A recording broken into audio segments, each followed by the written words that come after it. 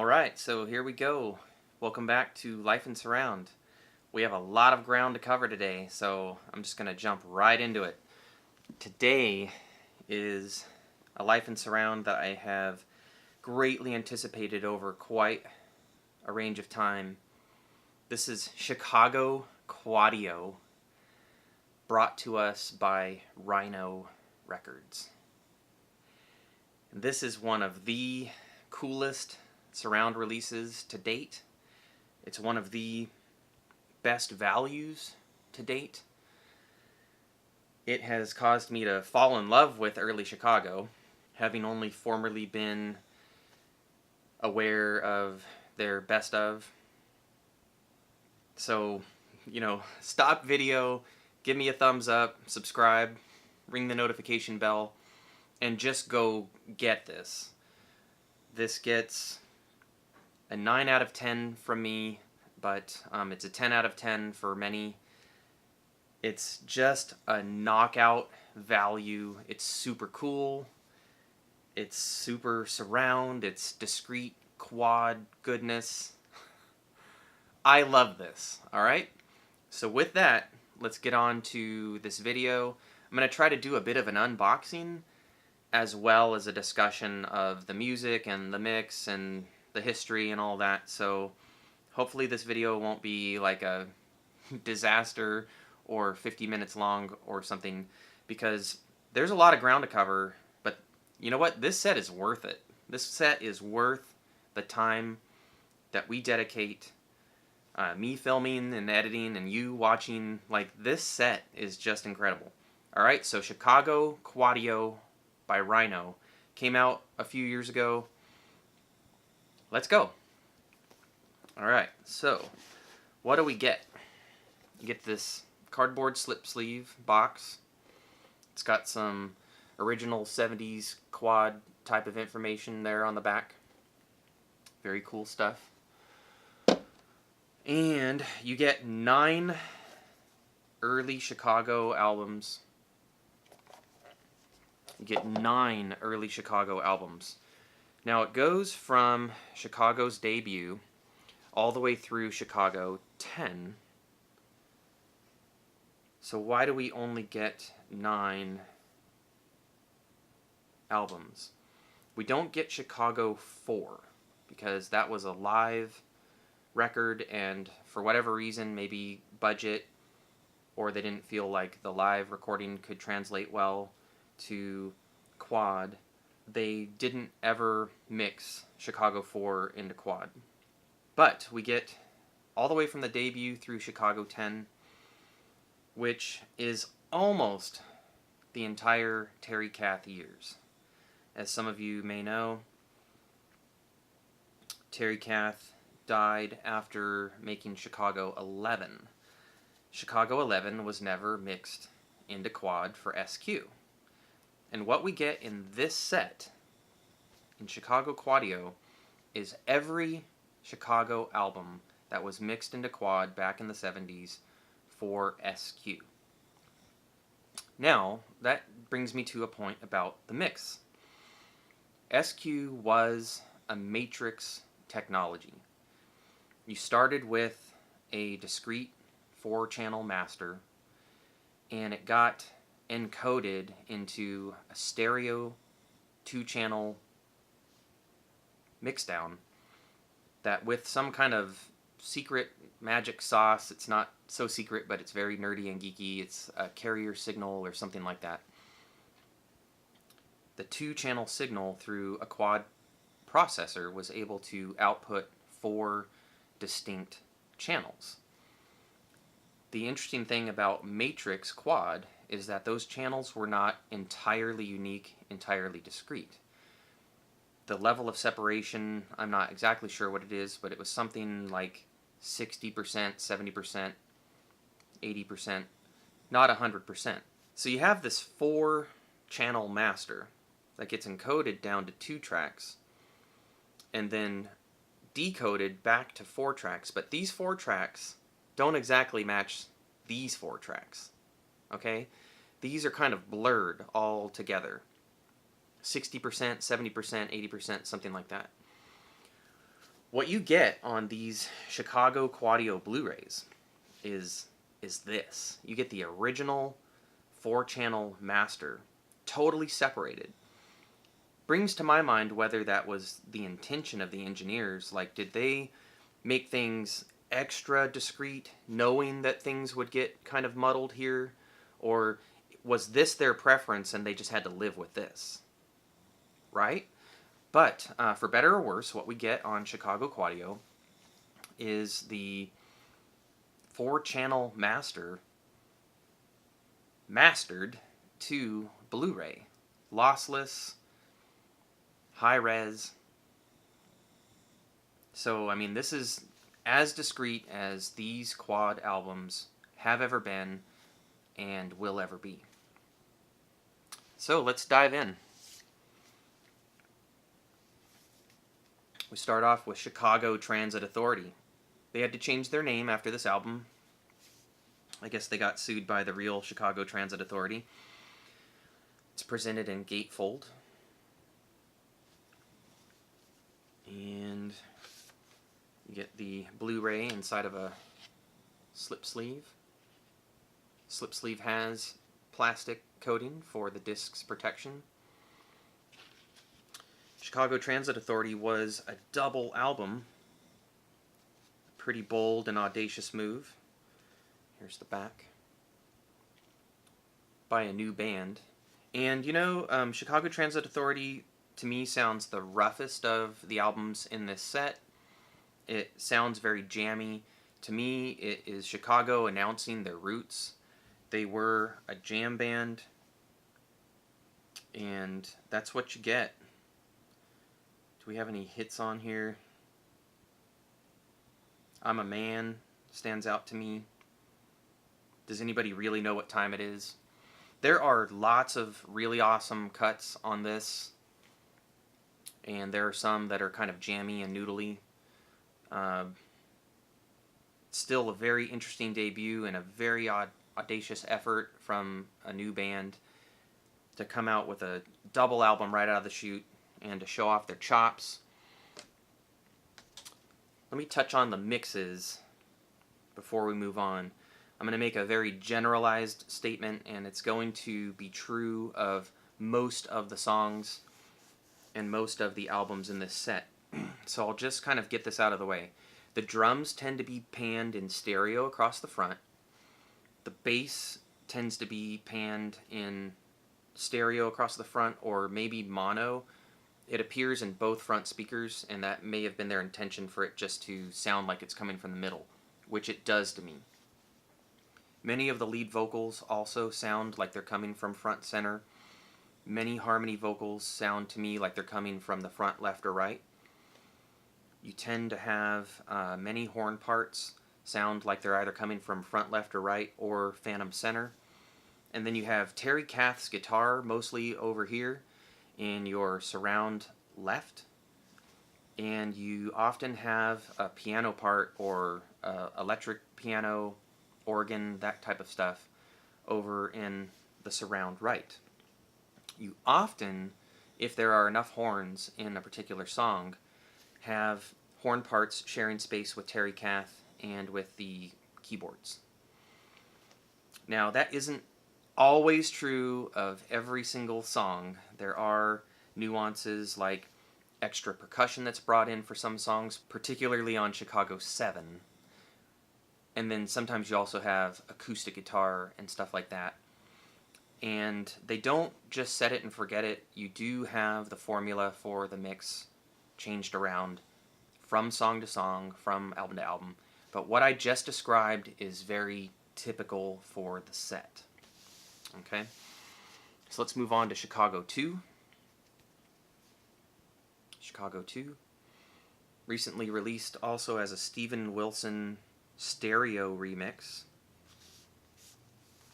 And this also appears on DVD audio as a more modern 5.1 mix. Here's the Blu-ray, the paper sleeve with the plastic coating.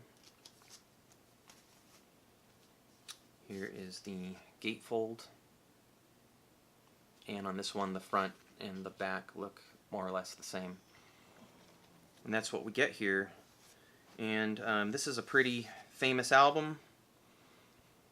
Standouts to me. Standouts to me. Color My World. Moving In. Oh, 25 or 6-4. So, a few super strong tracks for me. The album tends to hold my interest a little better than Chicago Transit Authority. Chicago's getting more focused here, even though it's still a double album. It is just less jammy and less noodly, and even though they've used 4 sides of LPs, they're doing it more for the sake of songs. Okay, so this is just like super cool. I'm gonna go ahead and like throw myself under the bus and cause a lot of hatred here. Chicago 2, Chicago 5, and Chicago 10 were all mixed much more recently for 5.1. Chicago 2 and Chicago 5 were released on DVD audio, and Chicago 10 was never released.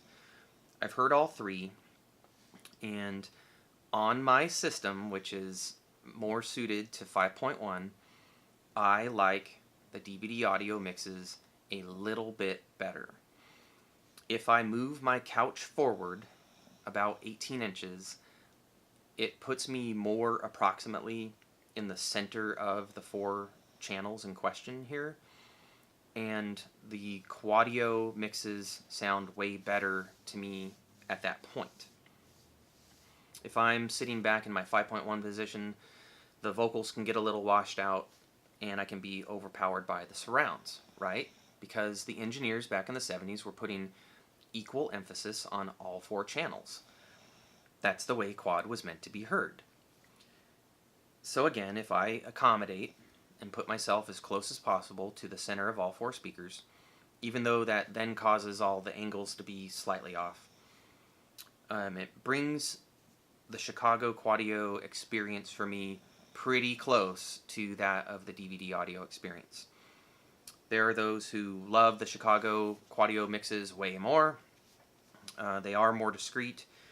The DVD audio mixes have a similar philosophy across many of the songs, with band up in front, horns front and back, and certain supportive parts broken out to the surrounds.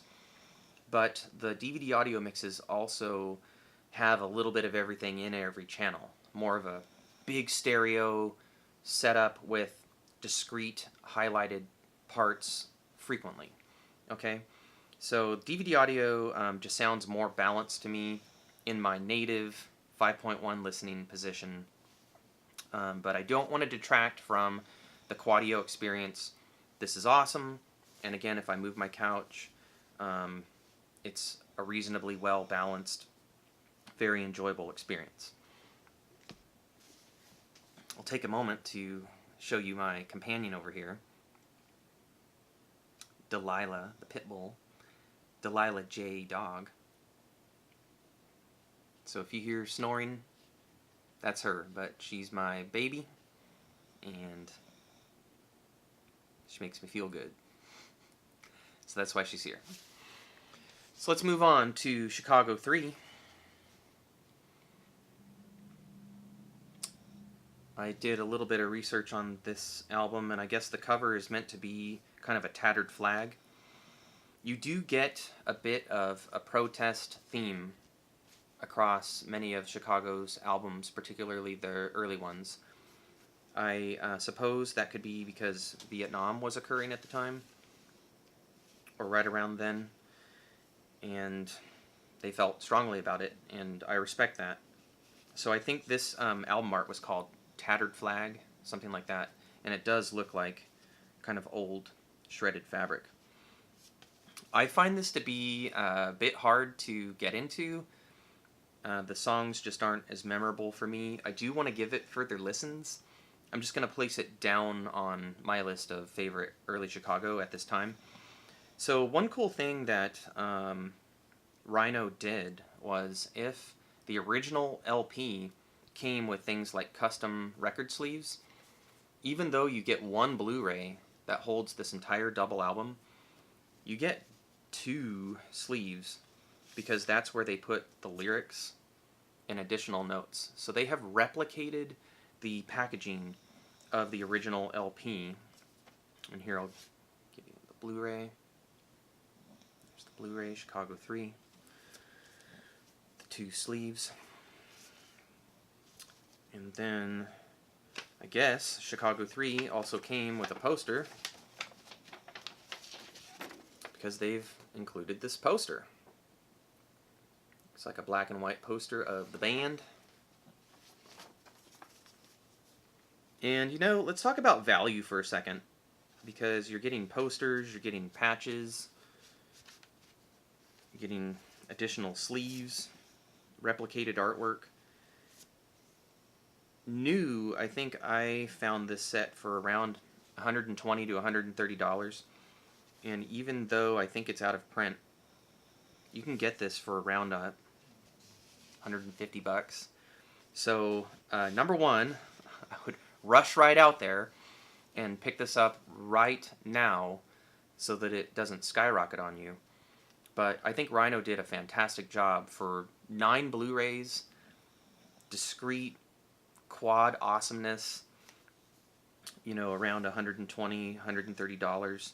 So that's just over $10 a disc, okay? A tremendous value. So again, we're skipping Chicago 4 because it was never a quad album. Chicago 5. Chicago 5. Here the band begins to get much, much, much more focused. And this was the first of their single studio LPs, I believe.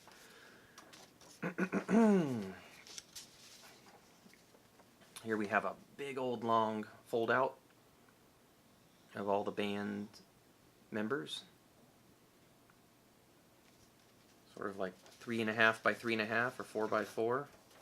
I don't know what it was in the original LP. Maybe somebody out there knows and can tell us.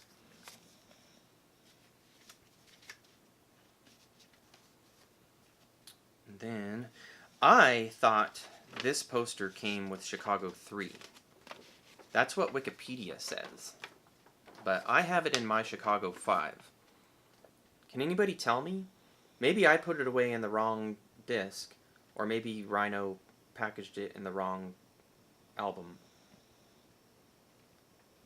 But Wikipedia says that this poster comes with Chicago 3. Somebody let me know, and I'll move it over. You know what? I'm just going to move it over, because that actually makes sense, I think. But then Chicago 3 also comes with another poster. Oh well. I'm going to put it in Chicago 3.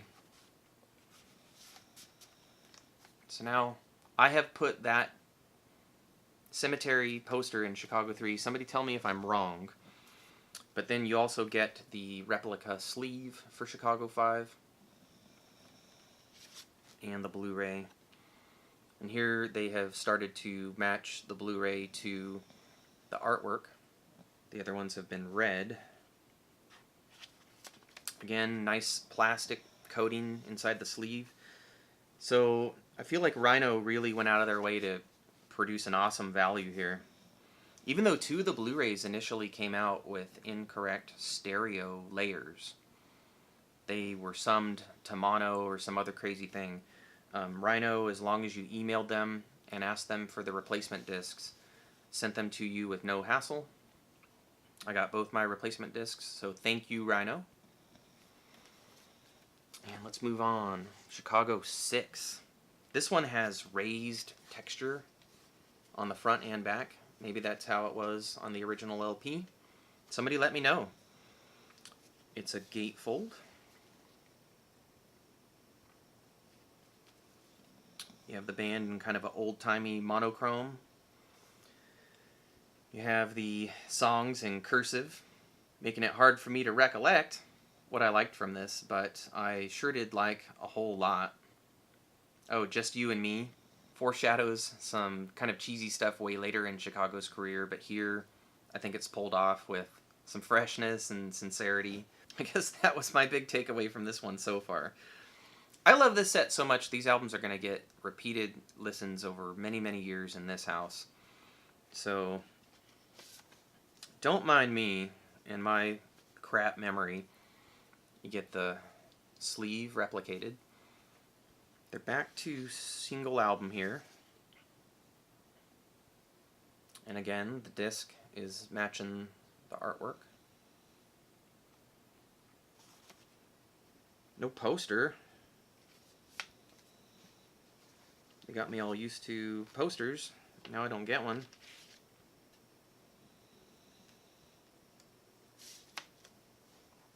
Make sure I get the disc on the correct side of the plastic there. Now, Chicago 7. They returned to a double LP format. So we get the extra sleeve.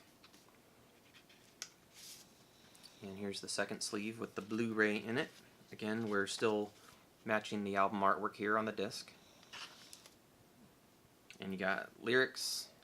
Nope, song titles. Now, Chicago 7. They had just brought in a percussionist, and he joined the band. He was there to stay. Chicago 7 was the beginning for him, I believe. And this is a very weird early Chicago album, in my opinion. I think you get 6 tracks in before you even get a vocal song. So they come out of the gate for at least the first side of an LP, and well into the second side, I believe, with instrumentals. And they are cool. I could tell that they were excited about onboarding a percussionist and wanted to jam with him. And so you get a bunch of jams. They are worthwhile listening. And then when the vocals do kick in, this is pretty enjoyable for me. I wouldn't put it super high up there in my hierarchy of early Chicago, but it will get repeated listens in this house. I look forward to getting more familiar with it. But I would say it's similar in accessibility to Chicago 3. Just my opinion. Now moving on to Chicago 8. Chicago 8. Back to the single album format.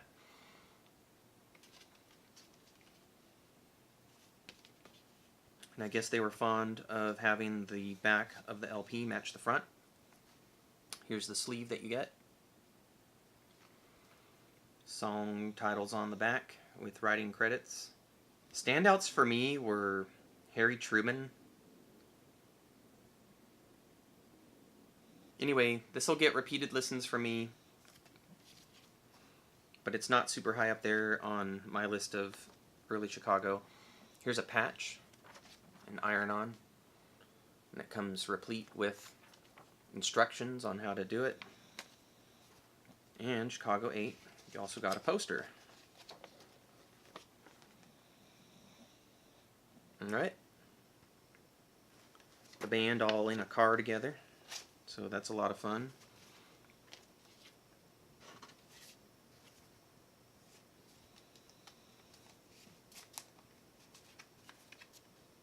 Sorry, I don't have a whole lot more to say about it.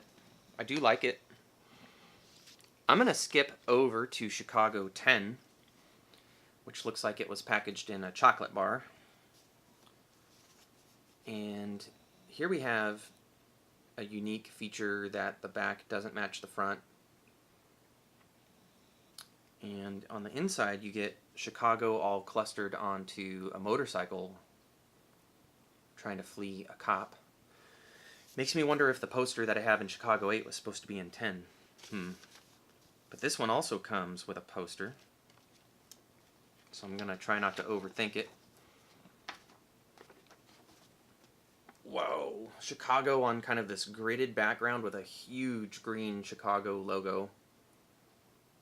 All the band there. Very cool. And the replicated sleeve looks like chocolate Wonka bar. And again, our disc matches the artwork. Does the disc match the artwork? Could become a Quadio file euphemism. But anyway, Chicago 10. I dig it. Several songs on there that appealed to me. It will get repeated listens. I happen to like Chicago 11 a little better, so again, I wish it was mixed into quad, but it wasn't. So this set ends with Chicago 10. And why did I skip Chicago 9? Because it is probably the best of compilation ever on the face of the planet. The mighty, mighty, mighty Chicago 9. This thing is just packed with awesome songs. 25 or 6 to 1. Does anybody really know what time it is? Color My World. Just You and Me. Saturday in the Park. Feeling Stronger Every Day. Make Me Smile. Wishing You Were Here. Call on Me. I've Been Searching So Long, and Beginnings. This thing is just freaking awesome, and I guess the unique thing about it being in this set is two or three of the songs feature the single edit rather than the album edit. So even if you have heard the songs on the album, you're going to get a slightly different experience here on Chicago 9. And man, I mean, just from start to finish, just pure quad awesomeness. The set is probably worth the price just for this disc, okay? But in addition, you get 8 other early Chicago albums, the Terry Kath years, in discrete SQ. How does that even happen? That's a contradiction in terms. We've just created a wormhole to another universe because we have a set of discrete SQ albums. Like, that's just, like, not possible, right? So this is just as cool as it gets, alright? I'm glad that I finally was able to get to Chicago Quadio because even though it's not career spanning, it is just about the full span of the Terry Kath years of Chicago, which is a very unique period of the band. And what I hope to get to sometime in the future, as the years go by together, is to other career-spanning or era-spanning boxes. You can see some over my shoulders here. It is something that I want to touch on more and more. I'm very appreciative of bands that put out their entire catalog in surround, or at least a huge chunk of it. It's a great value, and it has opened up my awareness to some artists and bands that I otherwise may never have really gotten familiar with, and that enriches my life. I'm very grateful for that.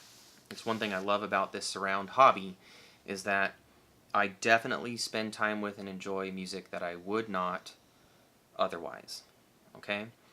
So anyway, we're to the portion of the video where, I'm going to ask you to thumbs up, thumbs down, leave a comment either way. To you who just, automatically give me a thumbs down without even watching the video probably, I appreciate you being here because you're actually helping out the channel. Subscribe, ring the notification bell, share the video, tell your friends. To Rhino, I want to just say thank you, thank you, thank you, thank you one last time in this video, and that I'm really looking forward to the Doobie Brothers Quadio set, which recently was affirmed by somebody at Rhino or close to the company. I don't want to say too much there, but I have really strong confidence that a Doobie Brothers Quadio set is coming. It should be 4 albums. With that, I hope you enjoyed this video. If you have Quadio, I want to hear your opinions.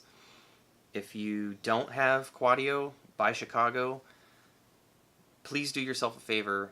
Go grab it. If your room is set up for 5.1, maybe scoot your couch forward a little bit.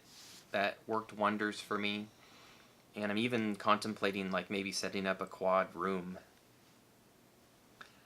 Or, yeah, just an additional receiver back there and 4 speakers optimally placed. And with that, my friends, the only thing left to say is live life in surround.